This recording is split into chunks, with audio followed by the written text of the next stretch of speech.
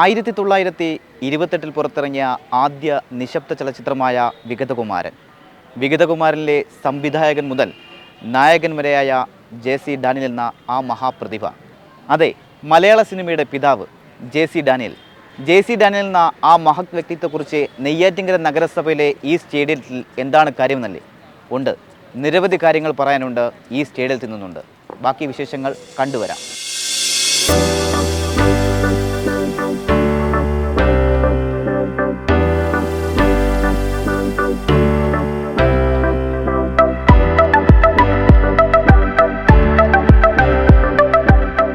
നെയ്യാറ്റിൻകരക്കാർക്ക്, പ്രത്യേകിച്ച് സിനിമാ പ്രേമികൾക്ക് നിരവധി വർഷത്തെ പഴക്കമുണ്ട് ഒരു സിനിമാ തിയേറ്റർ എന്നുള്ള മോഹം.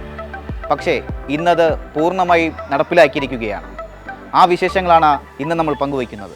ഇതിപ്പോൾ നെയ്യാറ്റിൻകരയിൽ ഒത്തിരി കാലത്തൊരു ആവശ്യമായിരുന്നു, അല്ലെങ്കിൽ സിനിമാ പ്രേമികളുടെ ഒരു ആവശ്യം ഇത്തരത്തിലല്ല ഒരു തിയേറ്റർ. പക്ഷേ അതിനെക്കാട്ടിലും അപ്പുറം ഓപ്പണായിട്ടിരുന്ന് തന്നെ കാണാനുള്ള സൗകര്യമാണ് നെയ്യാറ്റിൻകര നഗരസഭ നടപ്പിലാക്കി. അതിനെക്കുറിച്ച് സാറിൻ്റെ ഒരു അഭിപ്രായം? ഇതിൻ്റെ ആരംഭം മുതൽ പറഞ്ഞാലേ താങ്കളുടെ ചോദ്യത്തിൻ്റെ ഉത്തരം കണ്ടെത്താം. ജെ.സി. ഡാനിയൽ നമ്മുടെ സിനിമാ ലോകത്തിൻ്റെ പിതാവാണ്. 1900 ഫെബ്രുവരി മാസം 26 നെയ്യാറ്റിൻകരയിൽ ജനിച്ചു എന്നാണ് ചരിത്രം. ജന്മം കൊണ്ട് അദ്ദേഹം നെയ്യാറ്റിൻകരക്കാരനാണ്. അവിടെ നിന്നും 1930 അദ്ദേഹം ഒരു സിനിമ നിർമ്മിച്ചു. ആ സിനിമയുടെ പേരാണ് വിഗതകുമാരൻ എന്ന്. നല്ല സാമ്പത്തിക ശേഷിയുള്ള ഒരു ഫാമിലിയായിരുന്നു. നിരവധി ഭൂസ്വത്തുക്കളൊക്കെ ഉണ്ടായിരുന്നു. പക്ഷേ ആ സിനിമയുടെ തുടക്കവും അന്ത്യവും ഒരു വലിയ ചരിത്രമാണ്. ആ ചരിത്ര ഭൂമിയിലേക്ക് ഞാൻ കടക്കുന്നില്ല. അതിനുശേഷം അദ്ദേഹം ഇതെല്ലാം ഉപേക്ഷിച്ച് വീണ്ടും ഡോക്ടർ പണിക്ക് പോയി. അഗസ്തീശ്വരത്താണ് ഒരു പൽ ഡോക്ടറായി വീണ്ടും സേവനം. ആ സമയത്ത് വീണ്ടും ഒരു സിനിമ എടുക്കണമെന്ന് അദ്ദേഹത്തിന് ആഗ്രഹം തോന്നി.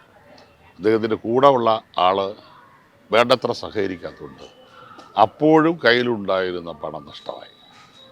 അവിടെ നിന്നാണ് അദ്ദേഹം ഇനി സിനിമ പിടിക്കണ്ട എന്ന് തീരുമാനിക്കുകയും വീട്ടിൽ ഒതുങ്ങിക്കൂടി കുട്ടികളോടുകൂടി സംസാരിച്ച് വളരുന്ന സാഹചര്യം. ജെ.സി. ഡാനിയലിൻ്റെ മരണത്തിന് ശേഷം അദ്ദേഹത്തിൻ്റെ പേരിൽ നിരവധി അവാർഡുകൾ കേരളത്തിലെ ചലച്ചിത്ര മേഖലയിൽ നടപ്പിലാക്കി വരുന്നുണ്ട്.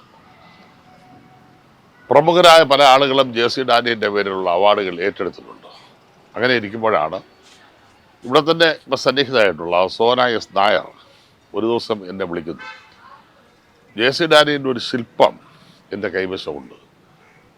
കേരളത്തിലെ മുഴുവൻ സിനിമാക്കാരെയും അതുപോലെ തന്നെ സാമൂഹ്യ പ്രവർത്തനയും കണ്ടിട്ടും അവർക്ക് അദ്ദേഹത്തിന് ഒരു ഇരിപ്പിടം ഉണ്ടാക്കി കൊടുക്കാൻ കഴിഞ്ഞില്ല.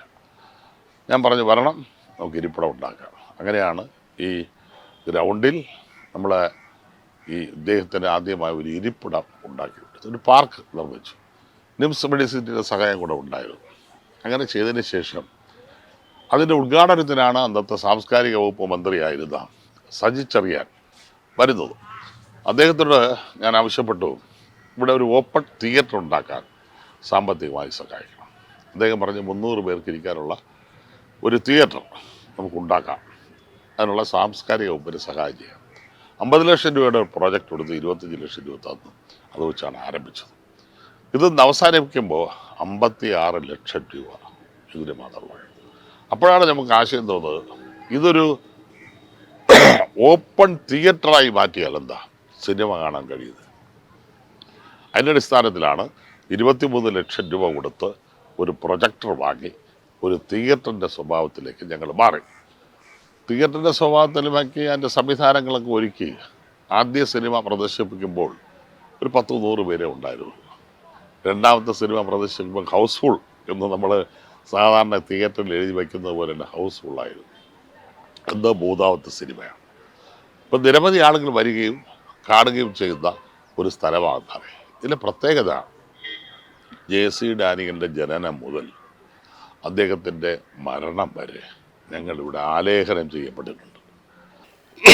ചരിത്ര വിദ്യാർത്ഥിക്കും വന്ന് 10 മിനിറ്റിനകം ഈ ചരിത്രം മുഴുവനും അറിയാൻ കഴിയും.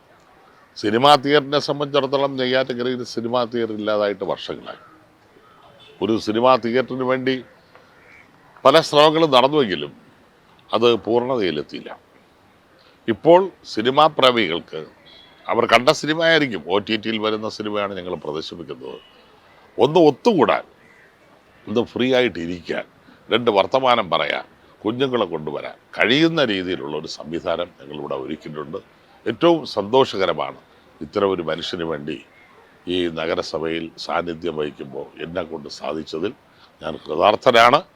അദ്ദേഹത്തിൻ്റെ മുമ്പിൽ എല്ലാ പ്രണാമങ്ങളും അർപ്പിക്കുന്നു. ഇത് ആഴ്ചയിൽ ഒരു ദിവസമാണ്, അതിലുപരി സൗജന്യമാണെന്നുള്ള ഒരു വാർത്തകളൂടെ സോഷ്യൽ മീഡിയയിൽ. പൂർണ്ണമായ സൗജന്യമാണ്. ആഴ്ചയിൽ ഒരിക്കലാണ് ഞങ്ങളിപ്പോൾ സിനിമ കാണിക്കുന്നത്. ഇതൊരു ബാധ്യതയാണല്ലോ. ഇത് സർക്കാർ ജീവനക്കാരെ വെച്ച് തന്നെ ഇത് നടത്തിക്കൊണ്ടു പോകുക എന്ന് പറയുന്നത് അവർക്കൊരു ബുദ്ധിമുട്ടാണ്. 11 മണിയാവും ഷോ തീരുമ്പോൾ, പിന്നെ അതെല്ലാം പൂട്ടി എടുത്തുകൊണ്ട് പോകണം. അങ്ങനെ ഒരു പ്രയാസമുണ്ട്. പിന്നെ ശനിയാഴ്ച ഞങ്ങൾ തന്നെയാണ് വന്ന് നടത്തുന്നത്, അതായത് ചെയർമാൻ്റെ നേതൃത്വത്തിൽ തന്നെയാണ് നടത്തുന്നത്. 3 ശനിയാഴ്ചയായി. വരും ദിവസങ്ങളിലെല്ലാം പ്രദർശിപ്പിക്കാനാണ് ഞങ്ങൾ ഉദ്ദേശിക്കുന്നത്. നെയ്യാറ്റിൻകരയുടെ ഹൃദയഭാഗത്ത് ഈ സ്റ്റേഡിയത്തിൻ്റെ സമീപത്തായി JC ഡാനിയൽ സ്മാരകത്തിന് തൊട്ടടുത്താണ് ഇത്തരത്തിൽ വിശാലമായി ഇരുന്ന് ഇങ്ങനെ ഓപ്പണായി സിനിമ കാണാം. ഈ ഒരു ചരിത്ര മുഹൂർത്തത്തിൻ്റെ അഭിമാനത്തിലാണ് ഞങ്ങളും ഇവിടുത്തെ ഓരോ സിനിമ പ്രേമികളും. പ്രദീപ് കളത്തിൽ, GTV ന്യൂസ്, തിരുവനന്തപുരം.